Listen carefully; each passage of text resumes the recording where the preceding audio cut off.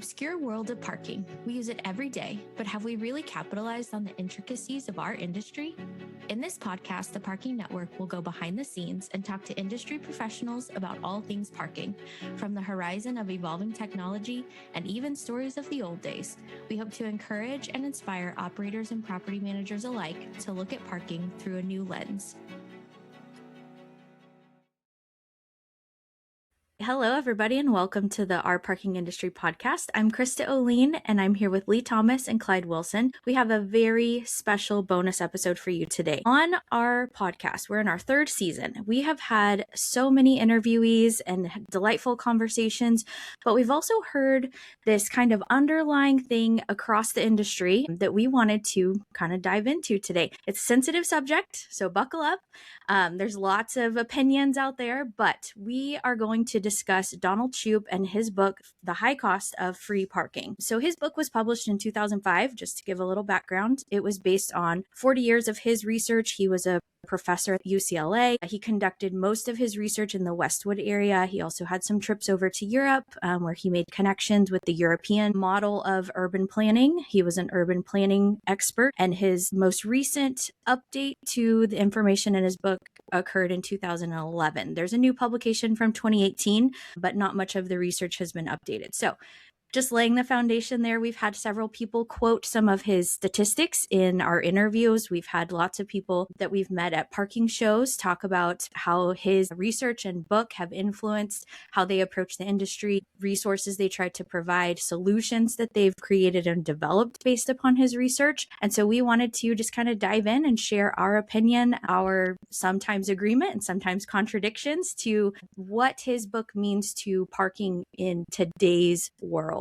So if we think about his research, it's over a 40-year period, which is a long time. That's a lot of research, a lot of data collected throughout his planning stages to develop his book. It was focused in the Westwood area in the LA metropolitan part of California. And we know in today's world, we have so many new things that have influenced parking that no one could predict, no one could anticipate. So if we think about what has changed from when his book was originally published in 2005, updated in 2011, to what we are experiencing today in 2026, there's a lot to talk about. So let's get it going. Leigh, what is one of your biggest takeaways from Donald Shoup's publication and how it impacts our parking industry today? Dr. Shoup had really good, big ideas, and I respect him because he brought to light the fact that the parking industry needed some data and needed some attention. Parking is very important to the American experience, and we need to give it its due attention. But the thing that I've noticed is often Dr. Shoup's research is quoted, but I'm not always sure that people understand what they're quoting. So I feel the need to just say Dr. Shoup had great ideas. For example, parking policy needs to be made for the city that it is being written for. It doesn't need to be this nationwide blanket policy. We need to be more locally in tune with our parking needs and create policy that supports those specific needs in a city. So I want us to take Dr. Shoup's big ideas and consider them. I would like for us also to stop quoting his data because we're finding that it's not always accurate. It's not accurate anymore. Yeah, if we think about a 40-year period of research is a long time. So that's a lot of knowledge, seeing things change. But the first 40 years of parking, if I really zoom in on that part, if we go back to the 1970s, how much, just in your daily life, how much is the same as it was in the 1970s?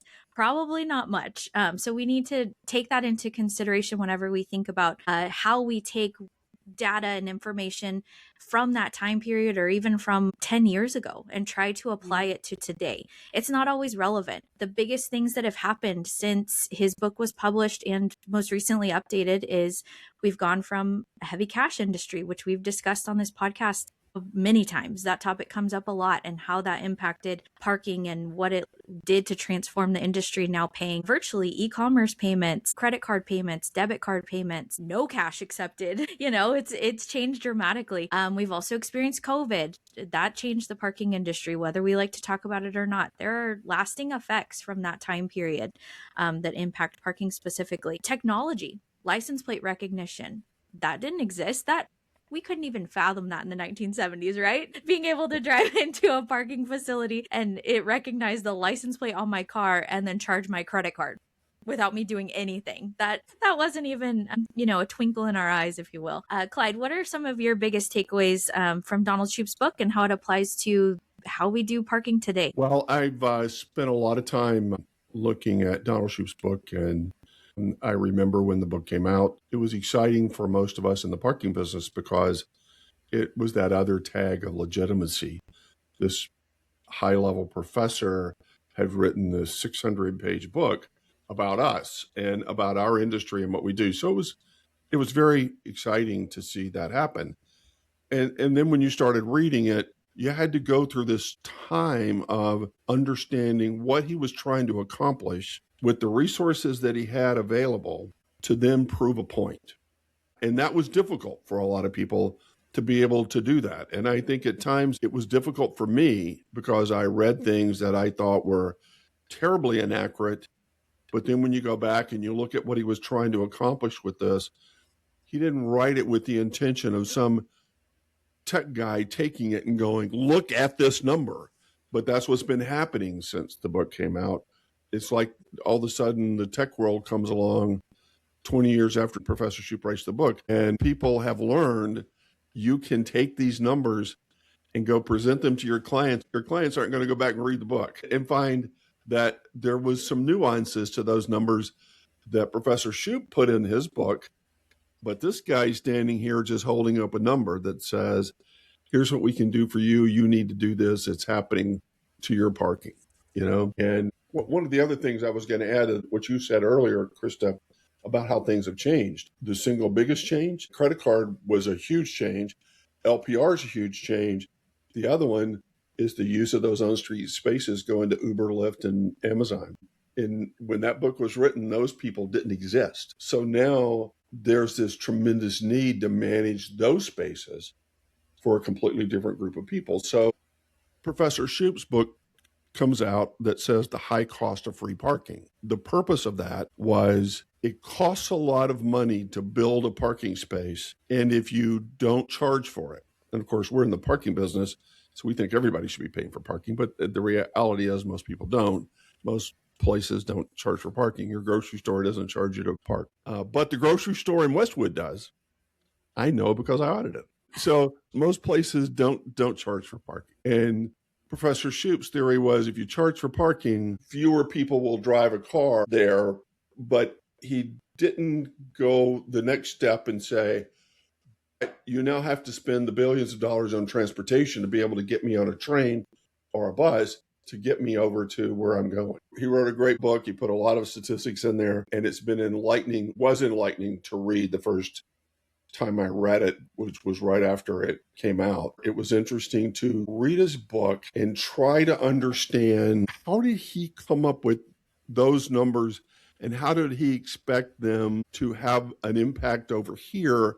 But when you really read it and you understood the resources he had available to him with what he was trying to accomplish, he took the best he could to try to make points. And to some degree, he kind of left it up to us to say, well, that point is a problem.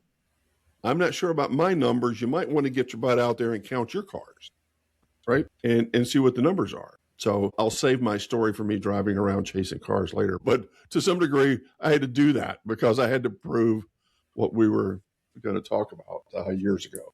Well, I think one of the points about that is that a lot of his relevant research that he has really specific statistics on are based on, just to quote it a little bit, 248 reviews that he conducted with his grad students in the Westwood area.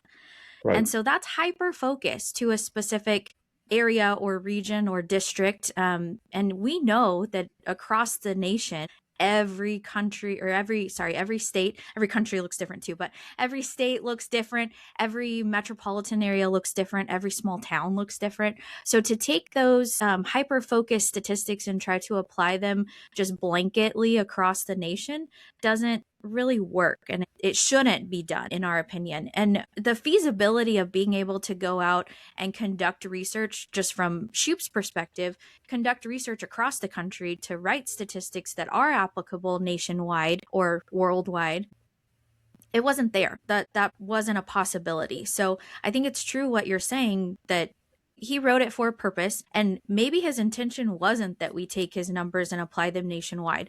Maybe it was that we take his big ideas, like Leigh was saying earlier, and apply those nationwide, not these micro details that he used and incorporated to prove his big ideas. So we can do data and research all day long to prove big ideas, but it's the big ideas that need to be applied, not the specific numbers that are the foundation of developing those big ideas. We do research just by the jobs that we do. So we are primarily audit focused. We do feasibility studies. We do parking studies. We do reviews operationally, financially across the country. So we have more of a nationwide perspective because we are involved in things East Coast to West Coast, and that wasn't there. So our mentality or our point of view is a little more global across the country than maybe this data and research. Yeah, I was trying to think of what statistics would be nationwide. And so far, I can come up with only two. Here are my statistics that are true nationwide. 100% of Americans have places to go, and 100% of Americans need a way to get there. Are there any others you can think of? No, those are good. Those are factual and grounded in truth, grounded in data, and I prove them myself every day. So what other statistics or data points are being thrown around our industry that we may not realize are coming from this old study, this old hyper-focused study? The one that comes to mind that we have heard on this podcast is that 30% of all cars are searching for a parking spot. That is Circling. Circling, yes. That is from Dr. Shoup's book. What other data points are we hearing that are from his book? There's a whole host of them. The two that get thrown around here is that the average car on the street is circling between 3 and 20 minutes looking for a parking space. Now, that was done by Donald Shoup putting a bunch of grad students on bicycles riding around Westwood. They would find a car and follow it and time it until it finally found a parking spot. But that's Westwood. That's not downtown your city, USA, or your grocery store, the places you go most commonly. And the other one is, this one's a big one. I don't know that anybody has the number right. I think probably Professor Shoup got as close as he thought he could and decided this was it. But I hear this all the time, that in the United States, there's 6 parking spaces for every car. Shoup's position is somebody's paying for those. And if you're not charging for them, people who can't afford them and don't have a car are paying for them. So they use those statistics to be able to get to City Hall. That's what affordable housing comes from. If you don't have parking that you have to pay for today, the average cost of building a garage parking space is about $29,000 a space. Well, in the urban planning and affordable housing activists, they say that parking area that's not being utilized or that's empty most of the time, or whenever they're looking at it, nobody's actually parking there, or it's free, so it's actually costing money instead of generating money. Their perspective is that instead of that footprint in the urban area being used as parking space, it should be used to develop housing for affordable housing, or for, just housing in general. And then those people that live there, well, they couldn't afford a car anyways, so they don't need parking. They would be walking to their nearest grocery store. They would be using public transit to get to the 100% of places that they need to go, as Leigh quoted, using correct data. But that's the argument in the urban planning world. So what does TPN think about parking versus affordable housing versus best use of space in downtown urban areas given the infrastructure available. Now, we already said not every metropolitan area can be just, copy paste the solutions. But what does TPN think, Clyde? Well, we just published this in an article in our Park Pulse newsletter here just recently where I went through this. The activists that are taking Donald Shoup's information and going out there now are using words that are really kind of disguised. Affordable housing really means to them that you don't need a car because we're going to stack you on top of each other and you're all going to live 40,000 people per square mile. And the grocery store is going to be right over here. And the school for your kids is going to be right over here. And the CVS drugstore is going to be right over here. And your doctor's office is going to be right over there. So you can just walk everywhere. That's what the real affordable housing sounds like. Oh, look what you're doing. You're creating housing for these people who can't afford it. That's not what they're doing at all. They're just trying to eliminate the cost of parking because just like I said, every parking space costs $29,000 to build. Plus it also has to be managed and maintained. So there's a cost to it. So if you take those out, you reduce the cost of housing, but then you also build them on top of each other. And so it's interesting. I just went to the Parking Reform Network. That's the activist group. And I call them an activist because they call themselves an activist. I'm not saying anything out of turn here. They call themselves an activist group. So if you go to the front page of their webpage, they're planning parking reform. Now, none of them have ever run a parking operation in their life. They're planning parking reform for climate change, affordable housing, and safe streets. Safe streets, they'll try to tie it to that. But safe streets, when they use it, doesn't really mean they don't want you to get run over when you're walking through the street. Safe streets means there's not going to be any cars out there, so there's no car to hit you. And they usually don't use the word safe streets. They usually put walkable sidewalks, which means the grocery store is walkable to me. So this is all describing New York City and downtown Paris. Those high-rise, tons of people living on top of each other, and everything that they need is close to them. So our position on that is that's not our country. We went through this. I'll tell you, this predates you guys coming into the parking business, but it hasn't by much. About 20 years ago, we started building apartments, condos and apartments downtown.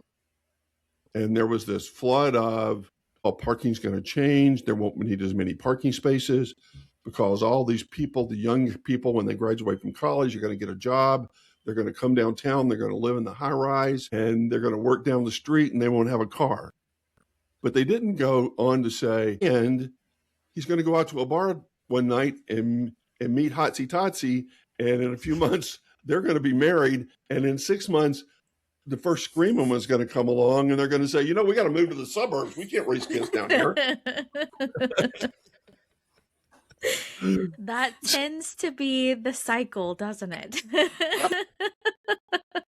Well, and what does every 18-year-old want to spend his or her first paycheck on? A car. That's just the America we live in. Yeah. I think using the European model of just the way their country and their major cities were developed and intertwined and trying to take that and apply it, like you mentioned New York earlier, that's one of the only cities across the country that kind of looks like that. The only one. So that is a small minority. I mean, other cities have tried, right? Chicago with its transit system, LA transit system, Seattle, they've tried, but it just doesn't apply for the most part. Well, there's a couple of important points to this. Obviously, we're America. We're a big place, and every city is a big place. We have plenty of land, so the cities were built and we really spread out. And then I won't go through the whole baby boom issue. We could talk about that forever. After World War II, all of a sudden we're having kids that move into the suburbs and everybody has to move out to the suburbs. Well, more and more people are moving to the suburbs. So, when I moved to Houston, my house was on the edge of suburbia. And there was nothing beyond me. And now I can almost drive to Krista's house with the car. Without being in the country. without being in the country. Yeah. And I'm outside of Austin, so they're almost connected with suburban areas. It's changed a lot, but that's not who we are. And so the important point to make here, and none of them will ever talk about this, they love to compare us to Amsterdam. If you get off the train in downtown Amsterdam, and if you happen to go over to a post that's a light post, a signpost, anything, you got a bicycle attached to you. Right outside the train station in Amsterdam, to the right, is a garage for bicycles. I bet there are 2,000 bicycles in this garage just for bicycles. But they ride bikes a lot, right? So cost of gas is really high. They don't drive. They ride the train, small place. But the other thing that people don't realize is Amsterdam, London, Paris, all of that area in Europe, number one, they're flat. Amsterdam's flat as a pancake. But they're on the same latitude as Hudson Bay in Canada. Hudson Bay, you don't even live there because the weather's so bad. But those towns in Europe are on the same latitude. And the reason that they get away with this is the Gulf Stream comes right up, makes a right turn at Greenland, goes over and goes down the east coast of Europe and England and all of those. So it brings the warm, moist air over there. So their average temperature, except this last week, they had a rough ride in Paris. but generally, their average temperatures are really low. So they're flat. Average temperatures are really in the 70s in the summertime and 40s in the wintertime. So you can walk all you want to. You can ride bicycles forever. It's flat as a pancake. But in the hill country of Texas, you're probably not riding a bicycle very far, And when it rains there, it pours. So the weather is another factor nobody takes into consideration. But when you start thinking about why we are the way we are and why they are the way they are, it's geography, flat, and temperature, humidity. Another aspect is mentality. We are very independent in the United States. So thinking about public transit, and then COVID just played into that even more. Like the idea of taking public transit and being kind of crammed in this metal tube with 500 of your best friends is not really what Americans want to do. And that's different compared to what they do in Europe and how you get around in Europe. It's just different. And the mentality is different. Another argument or big idea in Shoup's book that we touched on a little bit, but I do want to touch on again, is that the curb pricing should be such that there are always one or two spaces completely empty on the curb or available.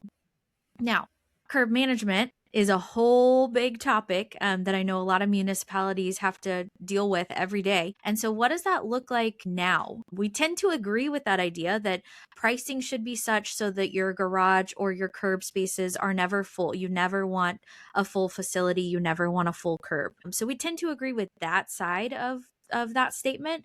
But what does it look like now for curb management and the application of paying to park on the curb or eliminating curb parking completely? Well, obviously, I think most people know my theory on this, and that's eliminating curb parking completely. Always having a couple spaces available is kind of like, that's on street. And Professor Shoup, when he wrote his book, he was really focused on street.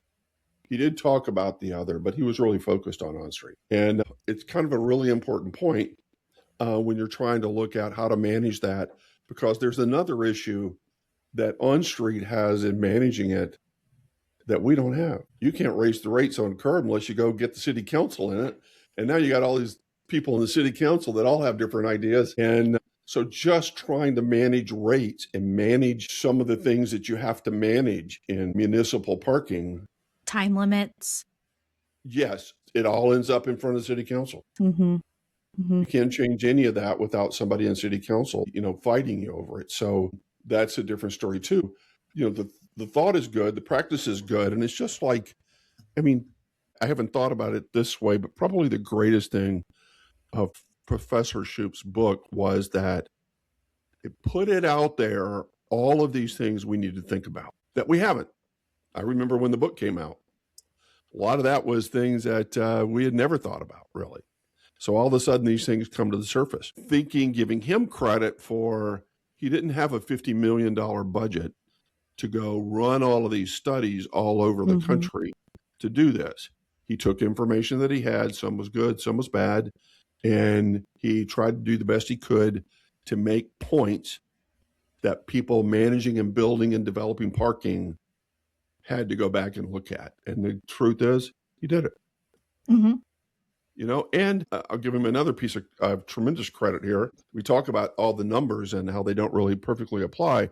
The single biggest number that we hear the most is that 30% of cars are circling, 30% of cars downtown are circling looking for a place to park. So, as I promised you guys, I have the book.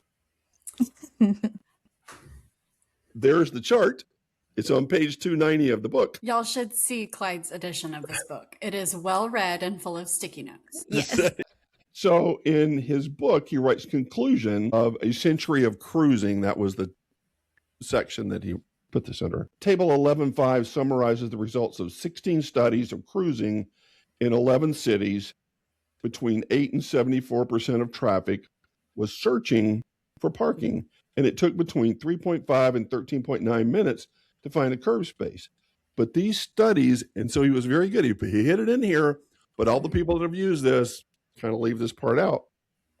But these studies dating back to, as Krista was saying about how old the book is and that it's 40 years old, well, these studies go back to 1927. But these studies dating back to 1927 are mainly of just historical interests. So he's telling you right there, this is not an accurate number, but I have seen it almost since this book came out, that little number down at the bottom right there, the 30%, is quoted over and over and over as fact of life. Mm-hmm. And people have spent tons of money trying to build their parking operation to solve that problem that doesn't exist. And then as we're getting close to the end here, I have to add my story on. I heard that so much, I finally one day said, I've got to try to figure out how to prove this. I've got to do better than what I've done on this.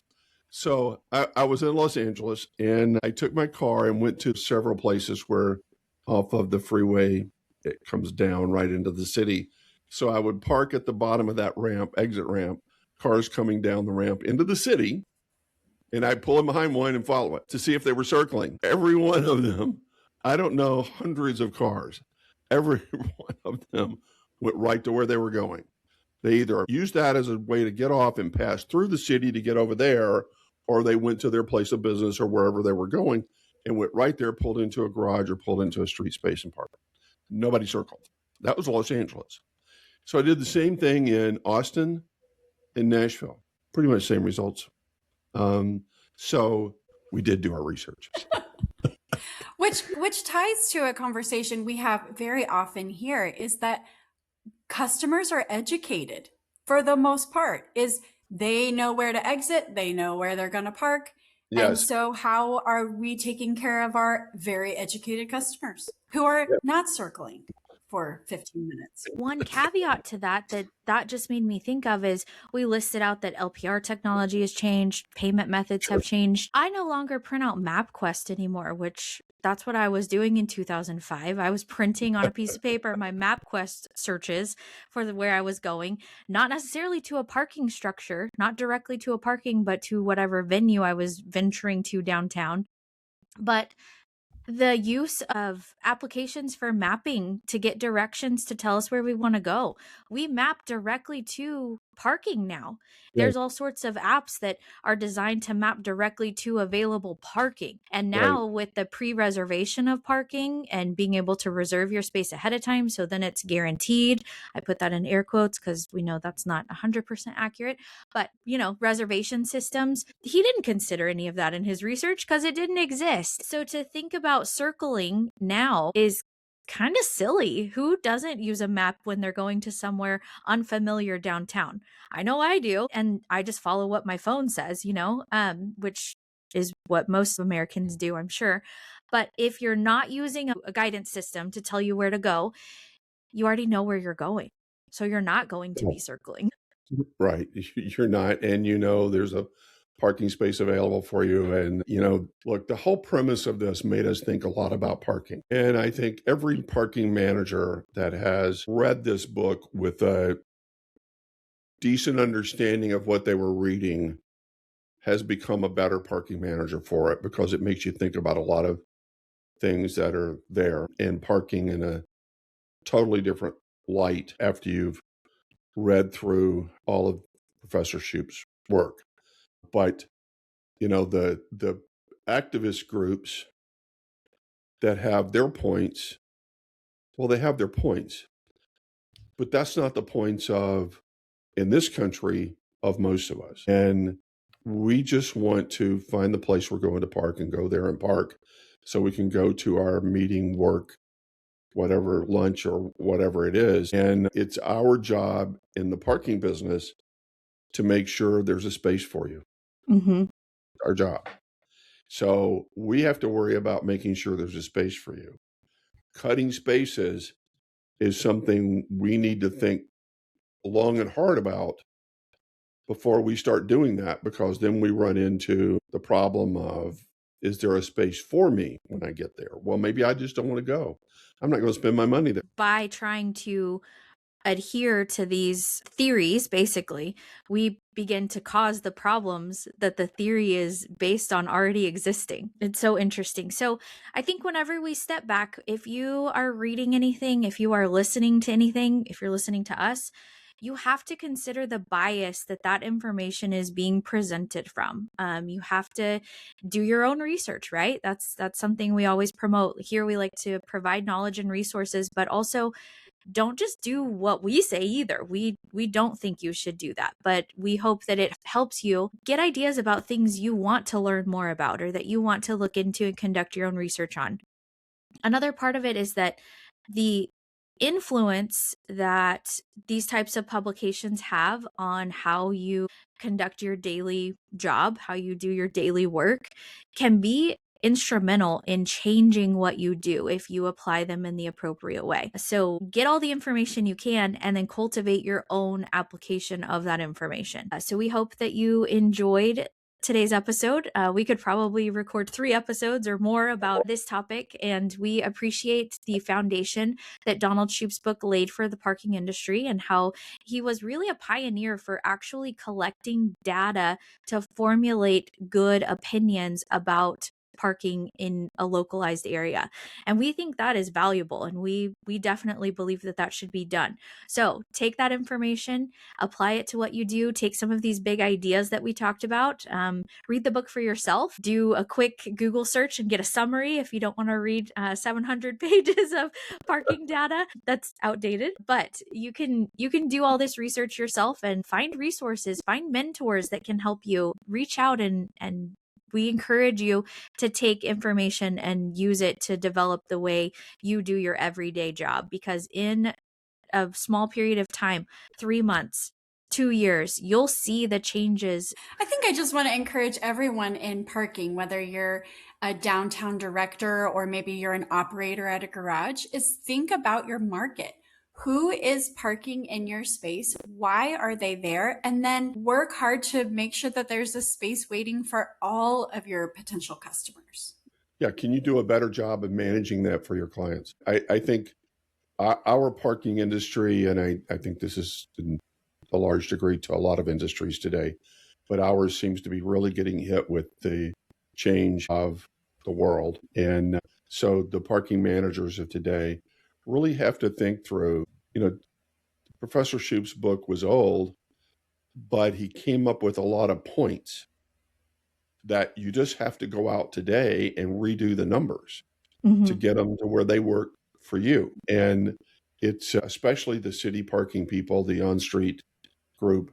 It's a tough road when you have to deal with the city council and you're in a position where things are changing pretty rapidly and you're trying to deal with all of that. So it's great. I mean, Professor Shoup, I don't think there's any way to measure how important he became for our industry, because he put us on the map with a book written about what we do by a UCLA professor. It really put us on the map and created an awful lot of conversations. Mm-hmm. I think it's important to use his research as a model, not as gospel.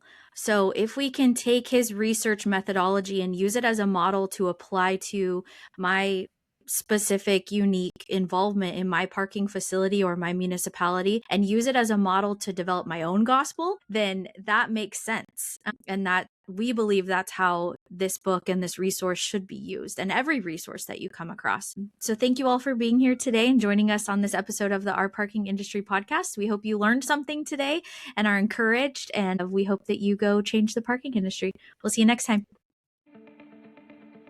To quote one of the greatest business minds of our time, Charles Munger, he said, "The best thing a human can do is help another human being know more." Here on Our Parking Industry podcast, we want to provide knowledge and resources.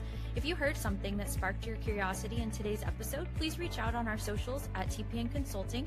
You can find us on LinkedIn, Facebook, YouTube, and Instagram. Don't forget to subscribe and follow. See you next time on Our Parking Industry.